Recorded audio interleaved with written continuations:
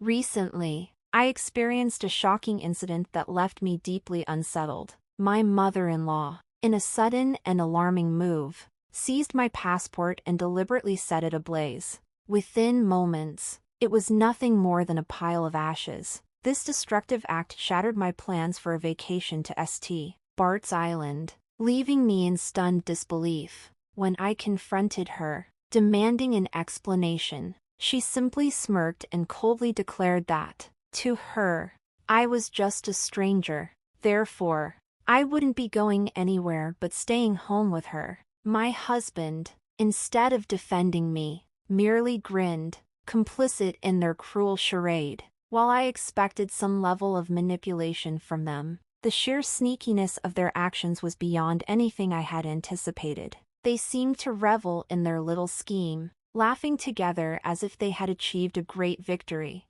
In that moment of frustration, I felt the need to reclaim my identity. I reminded them of who I am. My name is Kayla. I'm 30 years old, and I'm a linguist. I teach and study languages at the university, a career that frequently takes me abroad to immerse myself in different cultures and share my expertise through my organization. This job often keeps me away from home for extended periods, sometimes months at a time. Before this career path unfolded, I never imagined myself marrying. Everything changed when I returned to my home country at 25 and met Peter, who would later become my husband. Despite the challenges of my job, which requires me to be away roughly half the year, Peter and I maintained a strong connection through regular phone calls and emails. We married when I was 27, and he has always been incredibly supportive, even though our marriage is marked by long stretches of separation.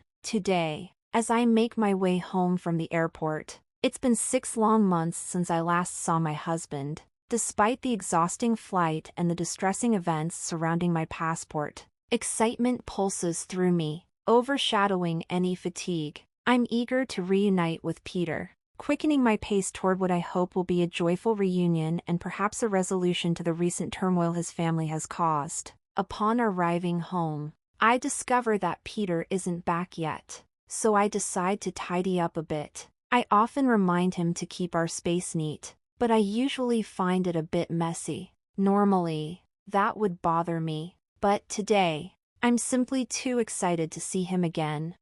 As I busy myself in the kitchen, I hear the front door open. It's Peter. Overjoyed, I rush to greet him. Welcome home, Peter. It's so good to see you. His response, however, is lukewarm. Oh, hi Kayla, you're back. Is that all? After 6 months apart, my disappointment is palpable. We haven't seen each other in 6 months. Peter, aren't you going to say you missed me? He shrugs. We've been doing this for a while, so I guess I'm used to it. I'm just really tired. Is dinner ready? I ask, trying to keep the mood light. Yes, it's ready. Let's eat. While the dinner should have felt special after our long separation, it's tinged with a sense of sadness. Peter keeps glancing at his phone, and I can't help but voice my frustration. Hey, Peter, why do you keep staring at your phone? He brushes me off. There's nothing wrong. We've been connected through calls and emails, right? There's nothing new to discuss. That may be true, but it's been a long time since we've been together. Shouldn't that count for something? My tone sharpens with frustration, and I can see it begins to irritate him. He abruptly stands, slamming his phone on the table, and glares at me. You just got off a plane, but I'm exhausted from work. I get that, I retort, but I also came straight here after work. Don't talk to me like that. I didn't ask you to rush home. You chose to come back immediately. He replies coldly. His words sting, but I must express my feelings. You don't have to say it like that. Despite everything, I missed you. We pause, the weight of our words settling heavily between us. After months apart, I return home only to find the atmosphere chillingly tense. Peter's reception is colder than I expected. As we sit down for dinner, he snaps, I'm just saying I didn't ask you to rush home. If you're going to act like this, maybe you shouldn't have come back at all. You're being annoying, Kayla. Frustrated, he slams his fist on the table and storms out of the room, leaving his dinner untouched. Alone and bewildered, I wonder why he's acting this way. I had eagerly anticipated our reunion, yet it seems I'm the only one excited about it. What was the point of coming home early if it only ends in disappointment? Tears spill onto the table as I sit there, the joy of our reunion overshadowed by a sinking feeling of dread. The next morning, the tension lingered between Peter and me. When I greeted him with a cheerful good morning, he shot me a frosty look and snapped, "I envy you. You get to relax at home all the time while I'm stuck working." I couldn't let that slide. That's not true, Peter. I have plenty of work to do, summarizing our activities, preparing for the next training session. It's more than you realize. He waved off my explanation. Sure, but you can do it from home. I wish I had a job where I could take half the year off. You enjoy your time at home, princess. His sarcastic tone stunned me, and I watched in disbelief as he left the house without another word. We had our fair share of arguments before, but this felt different, more cutting and hurtful. His attitude left me perplexed and worried about the growing rift between us. As I mulled over what might mend our relationship, I occupied myself with household chores, vacuuming and changing the linens. In the midst of this, my phone rang. It was my mother-in-law. A wave of unease washed over me as I answered. "Hello, Kayla here." "Hi, Kayla. It's been a while. I heard you're back home and had a rough day yesterday." "Yes, that's right.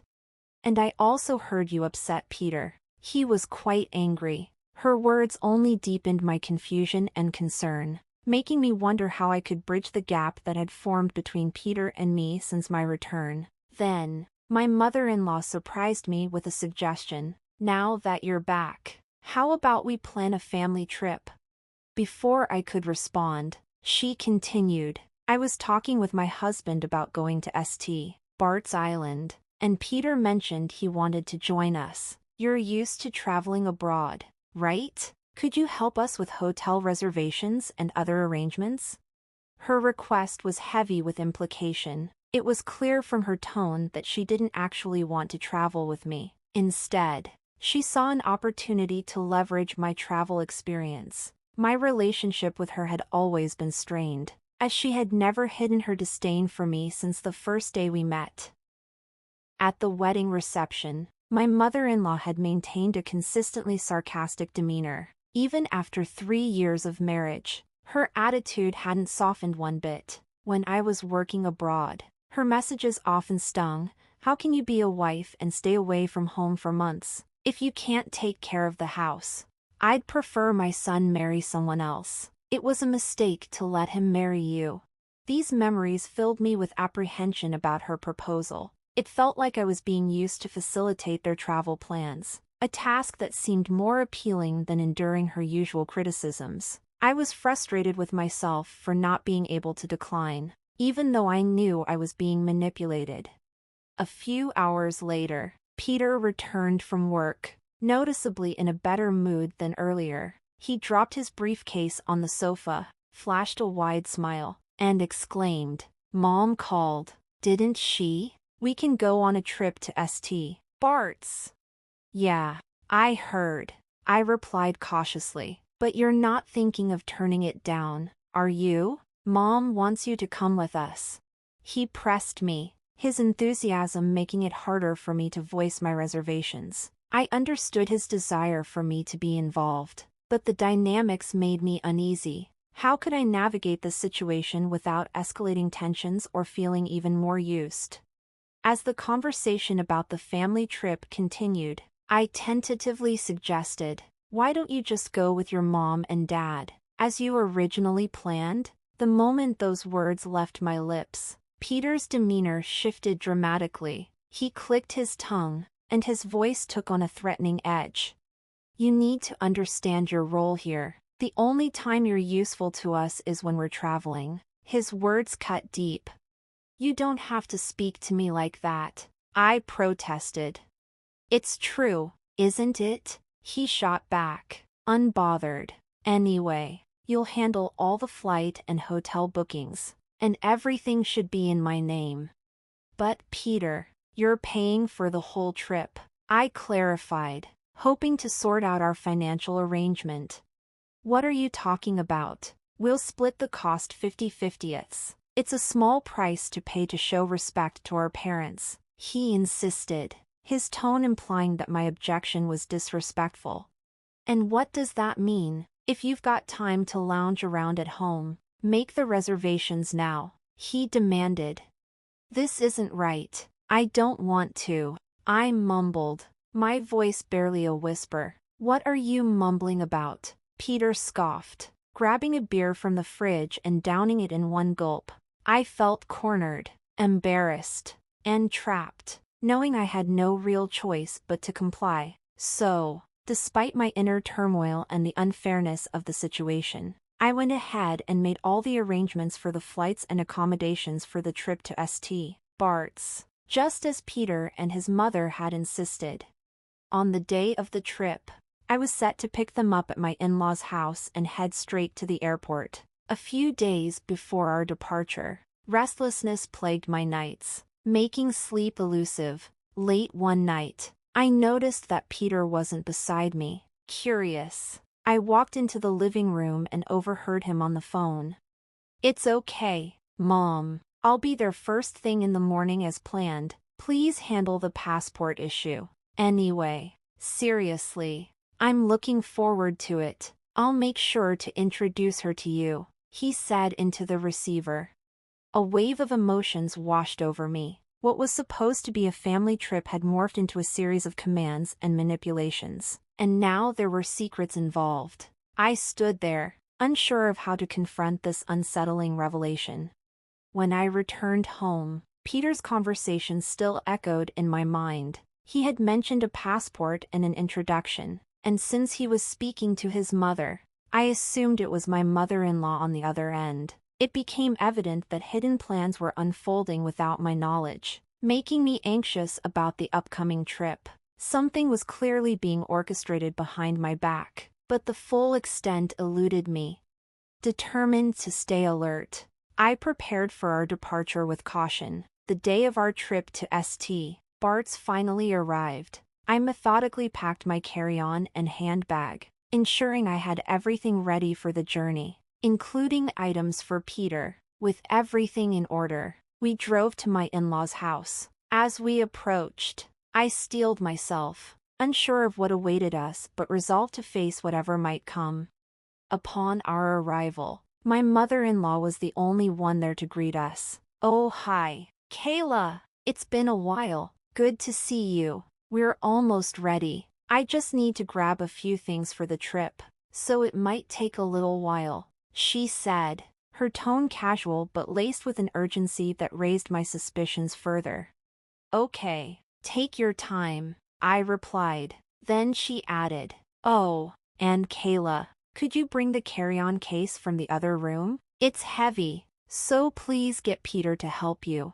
Sure, I'll do that, I agreed, noticing the knowing glances exchanged between my husband and mother-in-law. I kept my passport securely in my pocket, an instinctual move driven by the mistrust that had been building. As I followed Peter's directions and returned to the living room with the carry-on, I was met with my mother-in-law's mischievous grin. To my horror, she was holding my passport. Now you can't go on the trip to St. Barts, she declared, a smirk spreading across her face. What do you mean? I'm going, I responded, disbelief coursing through me as the gravity of her words sank in. I was just using you to handle the trip arrangements, she admitted coldly. You're a stranger here, so you'll be staying behind. Too bad. Her words struck me like a cold slap, and the betrayal cut deep. I realized I was not just an outsider in their plans but a mere pawn in whatever game they were playing. The revelation left me reeling, struggling to process such blatant manipulation and deceit. Then, in a shocking twist, My mother-in-law stormed into the kitchen, lit a lighter, and set my passport ablaze. In the sink, the document quickly ignited, turning to black ashes before our eyes as it was utterly destroyed. My mother-in-law triumphantly declared, "We did it!" My husband joined in with a cheer. "Yeah, Mom, we made it!" "No," I interjected. "It's just the three of us on this trip, right? We'll get to meet Peter's new girlfriend when we get back." "Yeah, I've already set that up," my mother-in-law replied nonchalantly. "We don't need this useless woman anymore." My father-in-law then chimed in coldly, pulling out his cell phone to show me pictures of himself with another woman, a pleased smirk on his face. "I'm not divorcing you for the sake of my reputation, but you'll be staying here while we go on our trip. When we get back, I'll move in with her, and you can leave." My mother-in-law laughed mockingly at his words, their expressions brimming with malice. At that moment, I realized I no longer belonged in a family like this. I forced a smile and asked, "By the way, whose passport is that?" "What are you talking about?" she shot back. "It's yours." "Of course. I took it out of your handbag," she asserted confidently. "My passport is right here," I replied, holding up my actual passport from my pocket. "What? Why? It can't be," she stammered, her confidence faltering. I showed her my passport, still intact. "Yes, it's my passport. See for yourself." The realization dawned on her face, now pale with panic. "That's not possible," she muttered, her voice trembling. It seemed my mother-in-law had mistakenly thought she had taken my passport from my handbag without checking thoroughly. "Whose passport did I burn, then?" she asked, her voice quivering with a mix of fear and confusion. "I guess it was your son's passport that was in there," I suggested. "You burned my son's passport?" she exclaimed, horrified. My mother-in-law turned white as the gravity of her mistake hit her. The family dynamics, already strained, were now irrevocably shaken by her rash actions. The moment she realized the passport she burned belonged to her son, chaos erupted. My husband, furious, lashed out at her. "What have you done? I told you to be careful." I only found one passport in her handbag. Who would have thought it belonged to me? "I don't care. You didn't check properly. And now look what happened," she shouted, her voice rising in defense. Their argument escalated quickly, with each blaming the other. Amidst the tumult, my husband turned to me. "Hey, Kayla, do something." But I refused to be dragged further into their mess. "Seriously, who do you think you are, telling me what to do? You cheated on me behind my back. How dare you? Both you and your mother are despicable," I fired back, my anger boiling over. "Hey, who do you think you're talking to?" my husband snapped. "I'm talking to you and your awful mother. Don't think I'm just going to let this slide. You're going to pay me back for the affair and all the nasty things your mother has said to me. Be ready," I declared, my resolve hardening.